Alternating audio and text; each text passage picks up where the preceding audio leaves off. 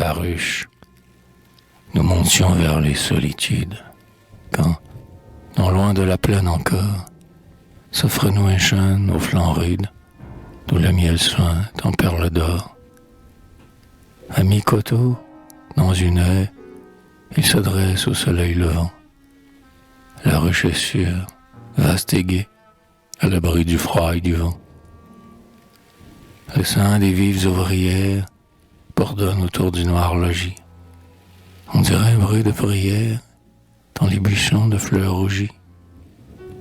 La troupe, un moment indécise, à l'appel des 1000 senteurs, hésite, et chacun à sa guise choisit la plaine ou les hauteurs.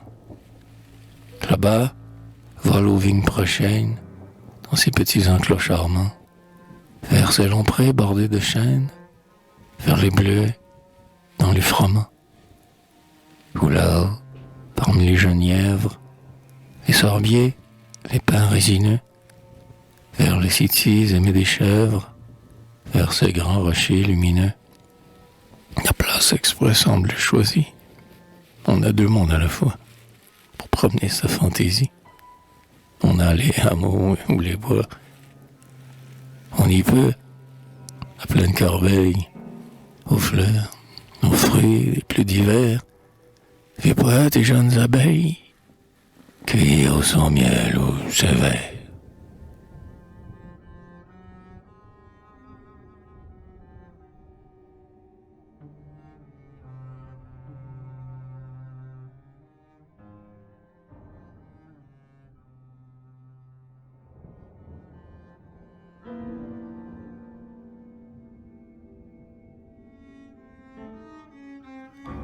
C'est là, sur le sol des ancêtres, devant cet immense horizon, qu'à l'abri d'un rideau de hêtre, je pose en rêve une maison. Je la vois simple, mais ancienne. Les murs sont fortement bâtis.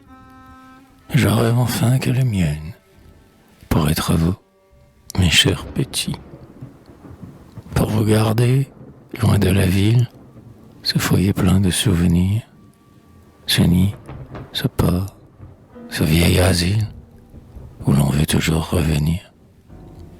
Où, quand notre âme est appauvrie, après l'hiver sombre et moqueur, on fait moisson de rêverie, on va renouveler son cœur. Là, vers les bruyères vermeilles, le blé noir, le trèfle ou le thym, vos pensées, comme ces abeilles, s'envoleraient chaque matin. Notre humble terre a sa richesse, ce ciel, ces sommets que voilà. Ce n'est point le beau ciel de Grèce, ce n'est point l'Hymette ou l'Ibla. Ces vastes champs qu'on domine, ce n'est, là-bas, au feu du soir, ni Mégare, ni Salamine, qu'on voit du pied de sa manoir.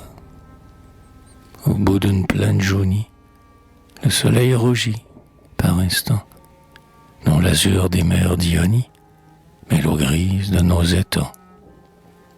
J'aperçois, du vert promontoire, dans ma ruche et le Parthénon, un long fil d'argent. C'est la Loire, modeste encore et sans renom. Mais la nature est bonne mère. Nous aussi, nous avons nos fleurs. Le laurier, la rose éphémère, germe ici tout comme ailleurs.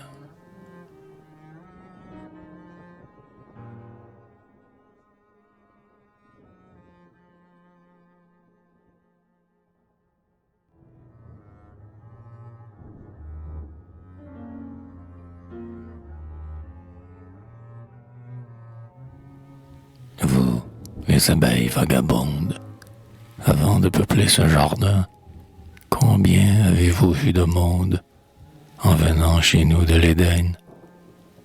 Vous qui, de la sagesse antique, gardez encore les douces lois, êtes-vous filles de l'Attique, abeilles des chênes gaulois? Peut-être, en buvant les rosées, des Leucis et de Marathon, vos aïeuls se sont posés sur la bouche d'or de Platon. Nous n'avons pas ces nuits sereines, et ses grands noms mélodieux, ses mers où chantent les sirènes, et ses lèvres des demi-dieux. Pourtant, sur notre humble montagne, on peut, de fleurs et de chansons, quand l'essor printanier vous gagne, cueillir aussi d'amples moissons. Ce miel de la ruche sans maître, trésor du pâtre et du chasseur, aura moins de parfum peut-être, mais plus de force et de douceur.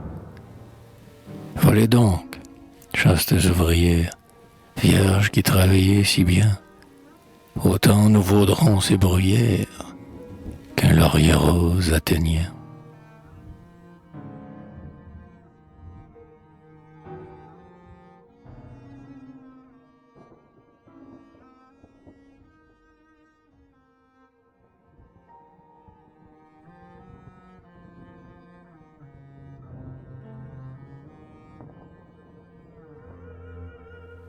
Vous, enfants, partez avec elle, et, sans oublier votre nid, maintenant qu'on poussez vos ailes, allez à travers l'infini. La terre est pleine de merveilles, la nature est belle en tout lieu. Posez-vous comme des abeilles sur toutes les œuvres de Dieu. Allez, chacun selon sa force, mais sans perdre l'ardeur jamais. Percer des fleurs la tendre écorce, voler de la plaine au sommet. Avec la libre fantaisie d'un esprit jeune et curieux, que chacun pille l'ambroisie dans la fleur qu'il aime le mieux.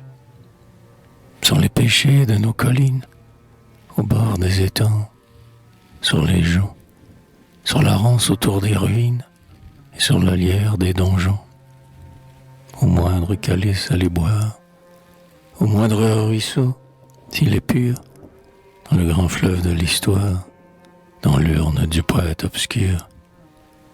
Imprégnez-vous de toutes choses, bonnes à distiller sur miel, de la poussière d'une rose, des pleurs d'une aube dans le ciel. Puis, chère âme dispersée, apportez-moi, chaque printemps, la récolte de vos pensées, dans la ruche où je vous attends. Voici, pour moi, l'heure est féconde, où l'homme, atteint de sombre ennui, ferme ses yeux aux fleurs du monde et ne regarde plus qu'en lui. Cette immense nature en fête, ces bois et ces prés embaumés, ces monts dont j'atteignis le faîte, ces déserts que j'ai tant aimés, ces splendeurs saintes que j'admire, bientôt se voilant d'un brouillard, pour moi n'auront plus un sourire, pour moi n'auront plus un regard. Mais aux voluptés dont me sèvre mon hiver pâle et soucieux, je goûte encore par votre lèvre, je vois ces beautés par vos yeux. C'est à vos doux rêves intimes, le long de ces bois toujours verts, c'est à votre essor vers les cimes que je veux demander mes vers. Volez donc, le ciel est en flammes, sur ces hauteurs que nous voyons. Remplissez vos vaillantes âmes de parfums, d'accords, de rayons. Après ces travaux pleins de charme, revenez vite, ô cher et saint, versez tout, la joie ou les larmes, vos trésors entiers dans mon sein. Et du gain de quelques journées, vous comblerez, à mon appel, le vide fait par les années, au creux de l'arbre paternel.